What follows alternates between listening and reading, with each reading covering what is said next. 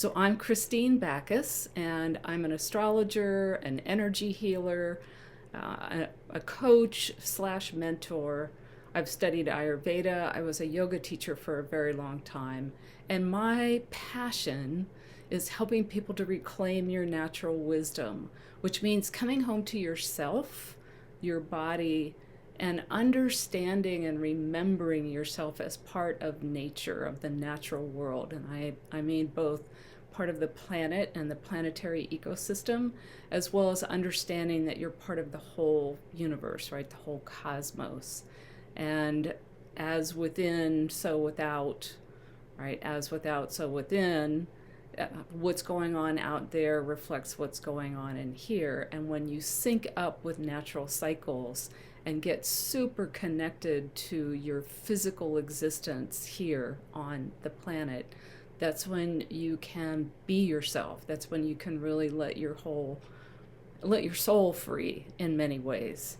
So that's my why of why I'm here. This is as I said, a passion of mine, and I want to start with just a little bit of an overview. Sorry, I'm looking at my notes. A little bit of an overview of what's going on astrologically and why this matters.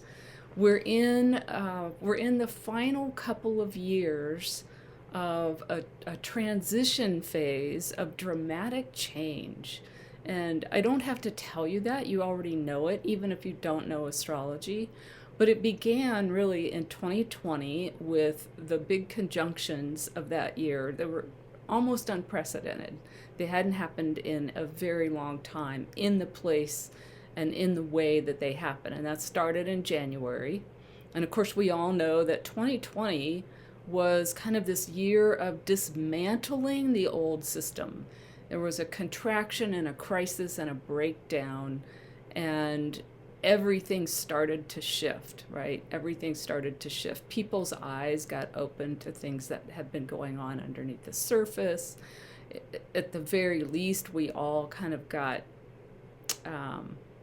just stopped, right? There was kind of just a stopping for a period of time. So that was the kickoff of this 7-year window of change. And now we're coming into a time when the new story, if you think about 2020 as kind of backing us out of the old story, and we haven't quite gotten to a new story of how the world works yet. We're going to get a glimpse of it this year, and everything is starting to change. We're going to get just such a dose of new, and new as in beyond our imaginings, and even perhaps more than what we thought was possible, different than what we thought was possible. And what that means, so we're completing this historic transition, and the 7-year window kind of coincides with a lot of other indigenous stories of rebirth and renewal. We're coming out of the age of Pisces into the age of Aquarius.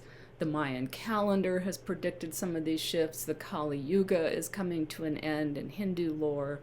So there's a lot of other sort of ancient timing techniques that tell us we're in for a new beginning. And so, for instance, this year, we've got 5 outer planets from Jupiter on out to Pluto. Pluto just changed in November, but it's close enough that we have a short period of time, about 9 months, where 5 outer planets are shifting into new signs. That is truly unprecedented. Most of these planets, all of these planets, with the exception of Jupiter, are at least a couple years in a sign. Some of them are, like Pluto is up to 20 years in a sign. So for all of these planets to be shifting at once is quite remarkable. So that changes the whole backdrop, what you could call the transpersonal, the social backdrop. Maybe the best word to describe this is the zeitgeist. So the zeitgeist is changing. And to me, it's how we even see the world, how we see ourselves as part of the world. All of that is up for kind of rebirth and renewal over the next 2 years. But we'll get a big taste of it this summer. The other thing that's shifting is the eclipse axis. The lunar nodes are shifting from Aries and Libra, the signs of war and peace, of what's mine and what's ours. They're shifting into Pisces and Virgo, which is more about spiritual digestion, the spiritual versus the material world. And that's the only shift. It's not quite true. Jupiter shifting into Cancer is also a shift from a masculine to a feminine sign, a yang sign to a yin sign. And then the lunar nodes are a shift from a set of yang signs into a set of yin signs. All of the other transitions, the 4 other outer planets making transitions into new signs, are moving from yin signs into yang signs, which means one of the sort of big picture transitions is from a mechanistic and very material focused way of seeing things into a much more social way of seeing things, a more cerebral way of seeing things. And I think one of the other major shifts is that we're seeing that we're going to understand ourselves as energy much more than we have ever, and certainly ever for the last several hundred years. Quantum everything. Just think quantum everything. Even if you're like me and quantum doesn't have a good solid meaning to you yet, we're going to see quantum everything. And part of what that means is the pace of change becomes so rapid. And if you think things have been changing fast already, like me, and you've been a little bit overwhelmed, I think we're in for like an even higher order of that.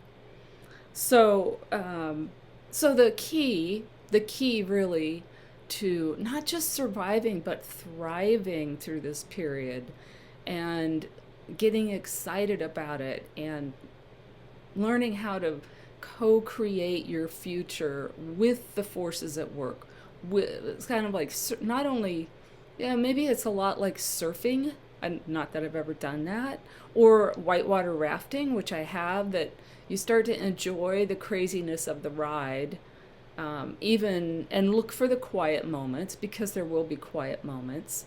So that's kind of the big picture, and the strategy for thriving is embodiment.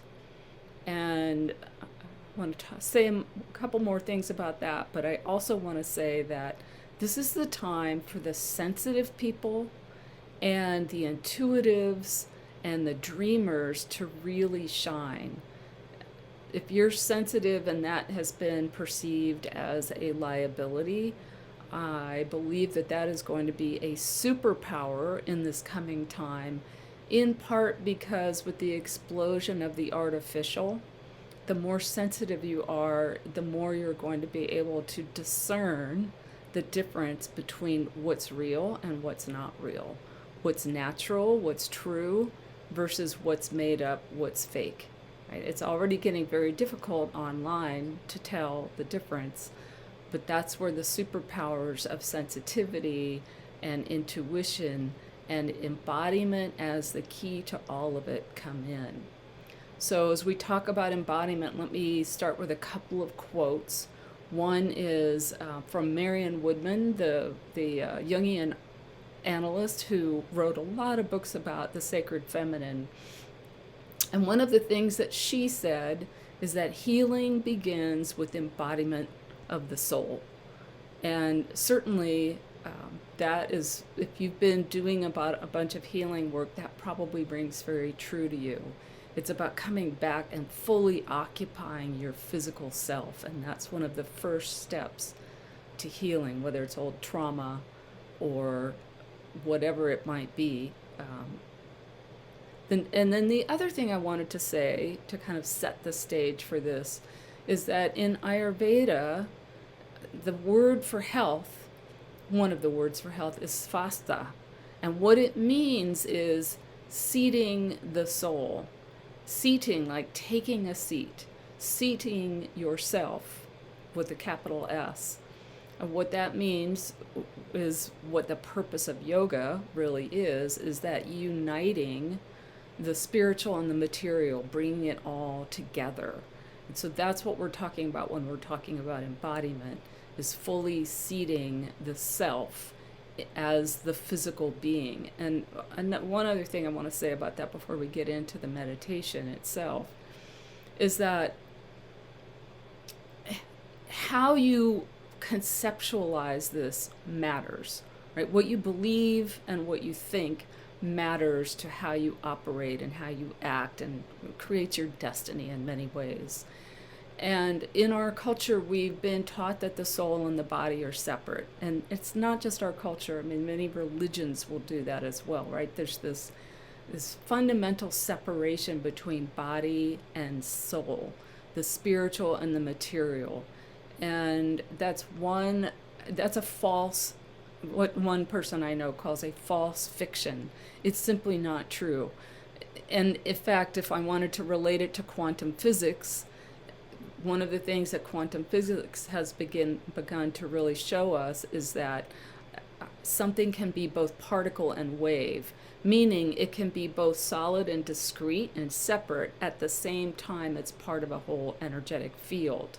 That's us, right? You can be, and you are, both a physical being and a spiritual being at the same time. And the purpose of life in many ways is to bring those together. As I said, that's the purpose of yoga, is to help unite, right? Yoga means yoke. And so that's what the purpose is of this meditation that I'll be bringing you. And what you believe matters. So if you can notice the ways in which you've bought into that story, that one of my least favorite sayings, for instance, is that you're a spiritual being having a human experience. While there's truth to that, it still tries to separate them. Your body is your soul in form. That's how I think of it. So let's start to settle in for this meditation, for a little bit of a period now that you can use to, as I said, you can come back to this. This will be in the Facebook group. I'll try to put it up other places.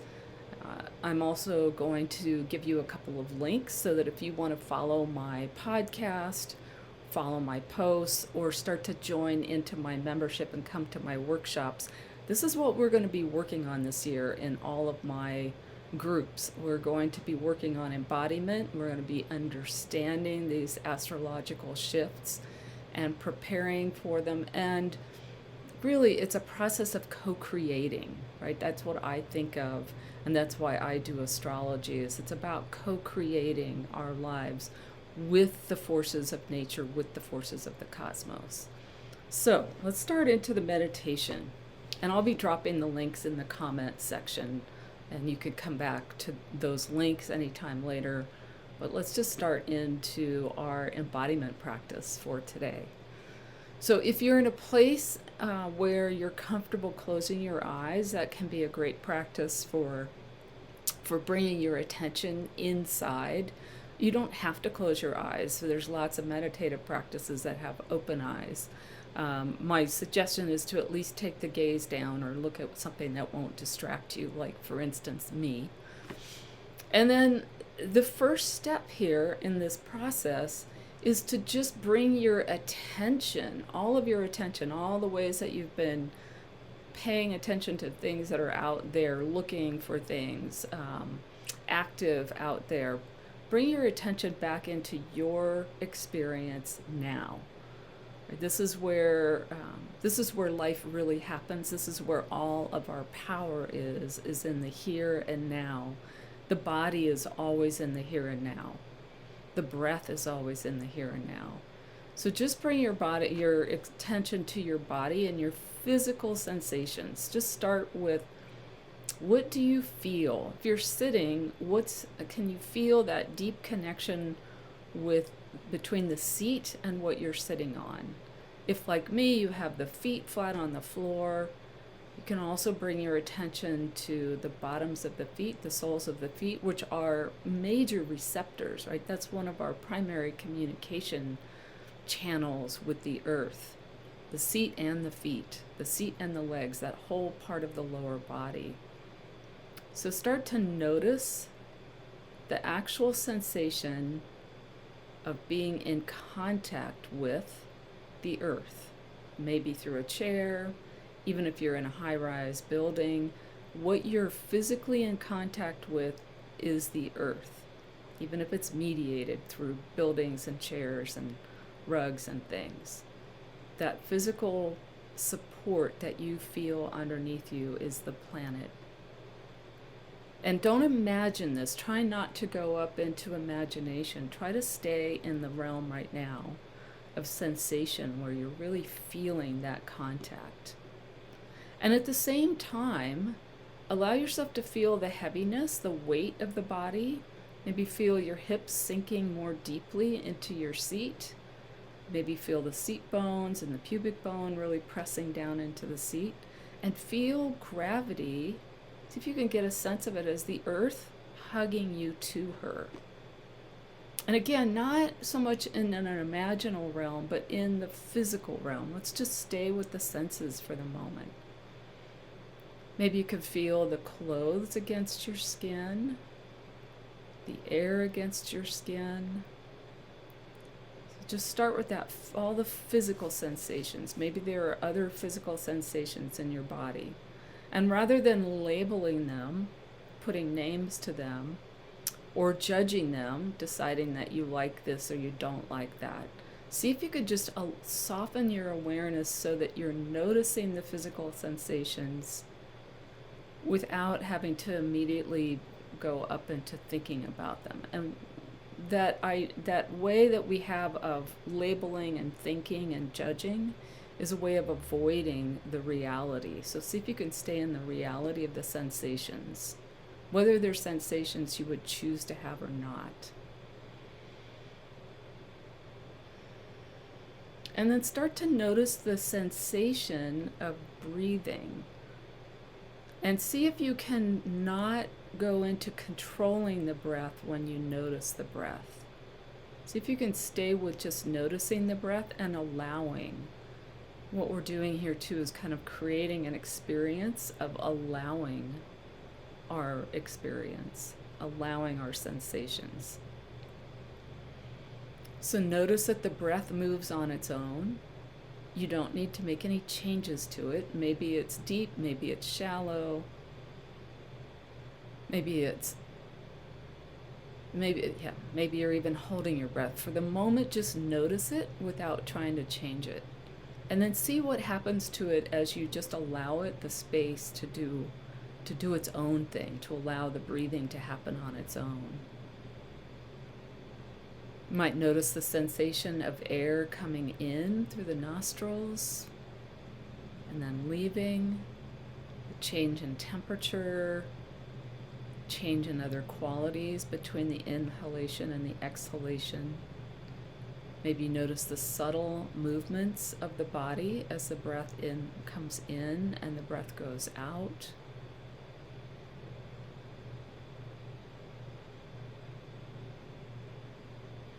Notice too, see if you can broaden your awareness to notice the sounds around you, maybe even the sounds within you. If you're noticing any sounds, maybe you can hear the breath as it comes in and out. Maybe there's a taste in your mouth. If your eyes are closed, you might notice the patterns of light behind your eyelids. If your eyes are open, allow your gaze to be really soft so that you're seeing more from the peripheral vision than the central vision. So engage all of your 5 senses right now. Sight, sound, taste, touch.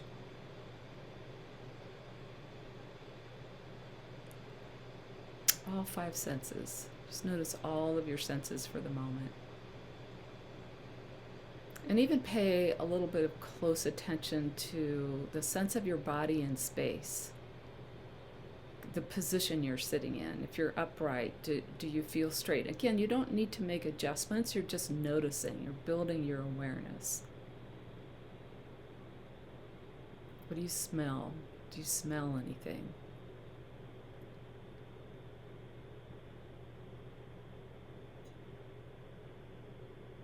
And then over the next few moments, so you've gotten in tune with all the physical sensations.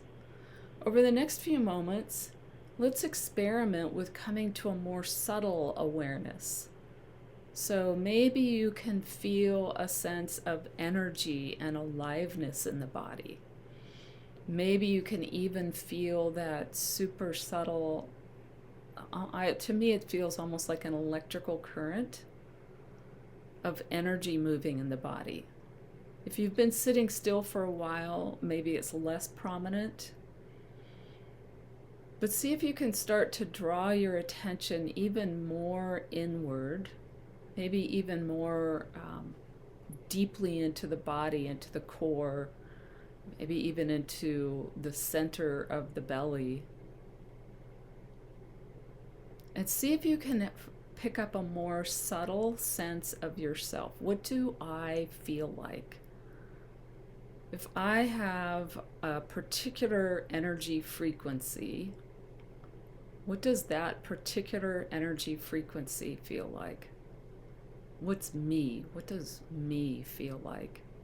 And again, without going back up into the mind and trying to describe it, it's more a process of allowing and experiencing by bringing your attention and some curiosity to that question. What do I feel like?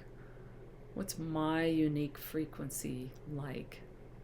You can describe it later if you get a sense, if you get enough of a sense that you can create a description of it. You could come back to it after this practice and write some notes down. I'm going to be here for just a couple more minutes.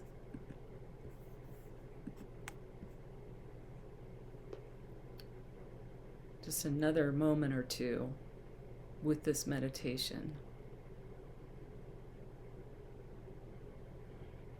So again, just that subtle question of what am I? What does my frequency feel like? This is a variation on a very traditional non-dual meditation practice, the who am I, what am I inquiry, self-inquiry. So over the next few moments, you're going to start to bring your attention back to the breath and the physical experience, the physical sensations. Start to notice again the feet on the floor, the seat in the chair, the sounds around you. And then as you're ready, you can bring the eyes open again, come back to our little shared space. And hopefully that gave you at least a taste of settling into yourself. And maybe this is something you do all the time and it's nothing new. But I hope it's a tool for you to come back to when things feel a little bit swirly, which they will, because that's how life works, right? It's fast, slow, expansion, contraction. All these things come in cycles, and we're in a cycle of coming into fast and change and newness and possibilities perhaps beyond what we've imagined. And I would also invite you to ask yourself the question of how good could it be for you? How much fun could you have this year? How, rather than going and getting trapped in the dystopian visions that seem to be so popular on our televisions and our movies, see if what does your utopia look like? What do you want your life to look like? What do you want the world to look like? And then come back into your sensations, come back into your embodied experience, and come back, play with that, right? Play with that. That's part of what this Virgo Pisces axis is about, is the here and now versus the imagination and the imaginal realm, and how we use those together to create our lives.